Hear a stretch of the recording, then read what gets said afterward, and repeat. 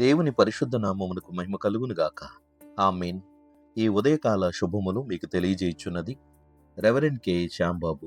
ఈ దినము కొరకు దేవుని వాక్యము. విలువ పెట్టి కొనబడిన వారు గనుక మీ దేహముతో దేవుని మహిమపరచుడి. కొరింథీ మొదటి పత్రిక 6వ అధ్యాయము 20వ వచనము. ప్రభునందు ప్రియులారా, ఈ వాక్యము చాలా విశేషమైన స్థితిని మనల్ని బట్టి తెలియపరుస్తున్నది. భౌతికంగా, ఆత్మీయముగా ఈ లోక సంబంధమైన విషయాలలో కొంతమంది విలువైన వారు, విలువలేని వారని నిర్ధారించబడుతున్నారు. వారి యొక్క స్థితి స్థాయిలను బట్టి, వారి విద్యా సంబంధమైన లేదా వారి యొక్క జన్మ సంబంధమైన లేదా ప్రదేశ సంబంధమైన వారి యొక్క సంపాదన పరమైనటువంటి విషయాలలో ఈ వర్గీకరణ అనేటువంటిది చేసి వారిని విలువైన వారని, విలువలేని వారని లోకము ఎంచుతున్నది. కానీ మనమందరము యేసుక్రీస్తు రక్తముతో కొనబడినటువంటి వారం. క్రీస్తు యేసు రక్త సంబంధులం. క్రీస్తు యేసు దృష్టిలో మనమందరము విలువైన వారమే. అపోస్తలుడైన పౌలు కొరింథీయులకు రాసిన మొదటి పత్రిక 6వ అధ్యాయములో ఈ 20వ వచనములో తెలియపరుస్తున్న మాట ఇదే. దేవుని యొక్క సంకల్పము చొప్పున నశించిపోతున్నటువంటి మానవాళిని, నాశనమునకు గురి అవుతూ విలువలేని వారికి ఎంచబడుతున్న పాపాత్ములైన ప్రతి మానవుణ్ణి దేవుడు తన కుమారుడైన యేసుక్రీస్తు రక్తమును ఇచ్చి మనలను సంపాదించుకున్నాడు. అపోస్తలుడైన పౌలు తెలియపరుస్తున్న మరొక మాట ఏమిటంటే, అపోస్తలుల కార్యముల గ్రంథము 20వ అధ్యాయము 28వ వచనములో దేవుడు తన స్వరక్తమిచ్చి సంపాదించిన తన సంఘము అని సంఘమును గుర్చి ఈ మాటలు తెలియజేస్తున్నాడు. క్రైస్తవ సంఘమే కాదు, యావత్తు మానవాళి పాపమునకు అమ్మబడిన వారై ఉన్నారు, పాపము చేత బంధించబడిన వారై ఉన్నారు. కనుక పాపమునకు విలువ లేదు, పాపం చేసిన వారికి విలువ లేదు. అయితే యేసుక్రీస్తు తన పరిశుద్ధ రక్తమును మన కొరకు వెచ్చించి ఉన్నాడు కనుక మనము ఆ పరిశుద్ధ రక్తము యొక్క స్థాయిని బట్టి లేదా దాని విలువను బట్టి మనము విలువైన వారమై ఉన్నాం. మార్కెట్లో మనం అనేక రకాలైన వస్తువులను చూస్తూ ఉంటాం. అయితే కొన్ని వస్తువులు సాధారణమైన అతి తక్కువ ధరకు వస్తాయి. వాటిని విలువైన వాటిగా ఎంచం. కానీ కొన్ని వేల పెట్టి, లక్షలు పెట్టి కొన్ని వస్తువులు కొంటాం. అవి ఐఫోన్ కావచ్చు, ఇంకా ఇతరత్ర కార్లు కావచ్చు, ఇతరత్ర వస్తువులు కావచ్చు. దాని యొక్క వెల ఇచ్చుటను బట్టి ఆ వస్తువు గొప్పదిగా ఎంచుతూ ఉంటాం. అలాగే మనము కూడా గొప్పవారము కాదు, అది వాస్తవమే. అయితే యేసుక్రీస్తు యొక్క రక్తము అమూల్యమైనది, వెలకు అందనిది, విలువైనది కనుక అంత విలువైనటువంటి రక్తం చేత మనలను కొనుట చేత మనము విలువైన వారముగా ఎంచబడుతున్నాం. దేవుని దృష్టిలో మనము విలువైన వారమే. మనమును సంపాదించుకొనుట కొరకు యేసుక్రీస్తు తన రక్తమంతా వెలపోసి మనల్ని సంపాదించాడు. మనం కొన్ని వస్తువులను సంపాదించాలంటే కష్టార్జితాన్ని చెమటోడ్చి సమకూర్చుకుని ఆ వస్తువును సంపాదిస్తాం. కానీ దేవుడు తన పరిశుద్ధ రక్తమును మన కొరకు ఎంత గొప్ప వ్యక్తులుగా చేయుట కొరకు కాదు గాని మన కొరకు ప్రత్యేకముగా ఆ రక్తాన్ని చిందించున్నాడు అని లేఖనము తెలియజేయుచున్నది. పేతురు రాసిన మొదటి పత్రిక 1వ అధ్యాయము 18 మరియు 19 వచనములలో, పితృపారంపర్యమైన మీ వ్యర్థ ప్రవర్తనను విడిచిపెట్టునట్లుగా వెండి బంగారముల వంటి క్షయ వస్తువుల చేత మీరు విమోచింపబడలేదు గాని అమూల్యమైన రక్తము చేత, అనగా నిర్దోషమును నిష్కళంకమును అగు గొర్రెపిల్ల వంటి క్రీస్తు రక్తము చేత విమోచింపబడితేరని మీరెరుగుదురు గదా అని మాటను తెలియజేస్తున్నాడు. కాబట్టి మనము కొనబడినటువంటి ఆ యొక్క వెల యేసుక్రీస్తు అమూల్యమైన రక్తం. అది గొప్పది కదా. ఈ రోజున మనము అందును బట్టి దేవుని దృష్టిలో గౌరవార్థకమైన స్థితిలో ఉన్నాం.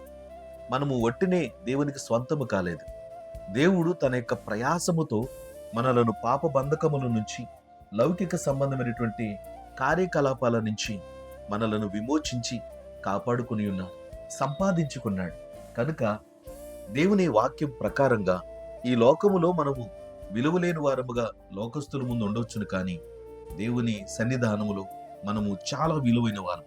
కనుకనే ఆ విలువైనటువంటి స్థితికి తగినట్లుగా మనం కూడా ప్రవర్తించాలి. అదే పౌలు భక్తుడు తెలియచేస్తున్నాడు. మీకు ఇవ్వబడినటువంటి ఈ జీవితము చాలా చాలా విలువైనది. కనుక మీరు ఎవరికైతే స్వంతమై ఉన్నారో, ఎవరైతే మీరు సంపాదించుకుని ఉన్నారో, ఆ సంపాదించబడినటువంటి యేసుక్రీస్తుకు మీ దేహము, మీ హృదయము, మీ యావత్తు జీవితమును సమర్పించుకొని ఆయనను మహిమపరచుడి అనే మాటను తెలియజేస్తున్నాడు. పరిశుద్ధ లేఖనములో కొరింథీ మొదటి పత్రిక 6వ అధ్యాయములో ఈ మాటను తెలియజేస్తున్నాడు. 13వ వచనం, భోజన పదార్థములు కడుపునకును, కడుపు భోజన పదార్థములకు నియమింపబడి ఉన్నవి. దేవుడు దానిని వాటిని నాశనము చేయును. దేహము జారత్వము నిమిత్తము కాదు గాని ప్రభువు నిమిత్తమే, ప్రభువు దేహము నిమిత్తమే అనే వాక్యము తెలియజేస్తున్నాడు. కాబట్టి ఈ దేహముతో, ఈ మనస్సుతో, ఈ హృదయపూర్వకముగా ప్రభువును పరిపూర్ణముగా ఆరాధించుచు ఆయన అనుగ్రహించినటువంటి ఈ రక్షణను సద్వినియోగపరుచుకుంటూ దేవునికి మహిమార్థమై జీవితమును కొనసాగించాలని దైవజనుడిగా దేవుని పక్షము ఈ మాటలు మీకు తెలియజేస్తున్నాను. ప్రియ సోదరి సోదరుడా, ఎంతవరకును నీ దేహముతో ఎవరెవరినో మెప్పించడానికో లేదా ఎవరెవరినో హెచ్చించడానికో ప్రయోజనకరముగా నీ దేహాన్ని, నీ తనువును, నీ యొక్క జీవితాన్ని వెచ్చించి ఉండవచ్చు. కానీ ఇక మీదట నీ కొరకు శ్రమపడి, నీ కొరకు రక్తము చిందించి నిన్ను సంపాదించుకున్న నీ ప్రభువైన యేసుక్రీస్తుకు సాక్షిగా ఉండటకై ఆయన సేవలో వినియోగపడతావా? దేవుని మహిమార్థమై అనేక మందికి దీవెనకరముగా నీవు కొనసాగుతావా? ఈరోజు నీ వాక్యము నీ కొరకు, నా కొరకే. మనము ఎవరి కొరకు పాటుపడుతున్నాం, ఎవరి కొరకు పని చేస్తున్నాం? పరిశుద్ధ లేఖనములో ఒక మాట పౌలు భక్తుడు తెలియజేస్తాడు. ఫిలిప్పీ పత్రిక 2వ అధ్యాయము 21వ వచనములో, అందరూ తమ సొంత కార్యములనే చూచుకొనుచున్నారు గాని యేసుక్రీస్తు కార్యములను చూడరు అనే వాక్యమును తెలియజేస్తున్నాడు. కాబట్టి యేసుక్రీస్తునందు చేయవలసిన సేవ చాలా ఉన్నది. కనుకనే నీ శేష జీవితం దేవుని సన్నిధిలో వినియోగించు. నీ జ్ఞానము, నీ శక్తి, నీ బలము, నీ వివేకము, నీ జీవితమును ప్రభు పరిచర్య కొరకు అంకితపరచు. దేవుడు నీ కొరకు చిందించిన రక్తమునకు కనీసము కొంతైనా రుణము తీర్చుకునే ప్రయత్నము చేయి. దేవుడు నిన్ను దీవించునుగాక. ఆమేన్. ప్రార్థన. ప్రేమగల తండ్రి, ఘనమైన దేవా, నీకు స్తోత్రాలు. దివ్యమైన నీ వాక్యము చేత మమ్ములను మరొకసారి నీ సేవ పరిచర్య కొరకు పురకొల్పుతున్నావు. నీవు చేసినటువంటి ఆ ఘనమైనటువంటి త్యాగపూరితమైన కార్యము వలన ప్రభువా, మేము రక్షించబడిన వారమై నీ కొరకు సొత్తైన ప్రజలుగా, స్వంత సంపాద్యముగా, ప్రత్యేకమైనటువంటి బలమైనటువంటి జనాంగముగా ఎంచబడుతున్నాం. ప్రభువా, ఈ లోకములో వర్గీకరణలో ఉన్నటువంటి మేము చాలా చాలా నీచమైనటువంటి చివరి పరిస్థితికి వెళ్ళిపోయి ఉండవచ్చు. పాపులము అని దేవా నీ సన్నిధిని దూరముగా ఉంచవచ్చును. నీవు పరిశుద్ధుడు కనుక నీ ముందు పాపులకు చోటు లేదు. అయినను కృపగలిగిన దేవుడవు. నీ సన్నిధిని నరుణ్ణి జ్ఞాపకం చేసుకుని పాపులను క్షమించి దేవా నీవు అనుగ్రహించినటువంటి రక్షణకై కృతజ్ఞతలు. ఏమిచ్చినా నీ రుణం తీర్చలేము. కనుక ఈ శేష జీవితం దేవా నీ కొరకు పరిశుద్ధముగా, నీతిగా, యథార్థంగా జీవించుచు నీ నామమును గణపరిచే భాగ్యమును దయచేయండి. వాక్యం ఆలకిస్తున్న ప్రతి బిడ్డలను పేరు పేరున దీవించి ఆశీర్వదించుమని యేసుక్రీస్తు నామమున ప్రార్థించుచున్నాము పరమ తండ్రి. ఆమేన్.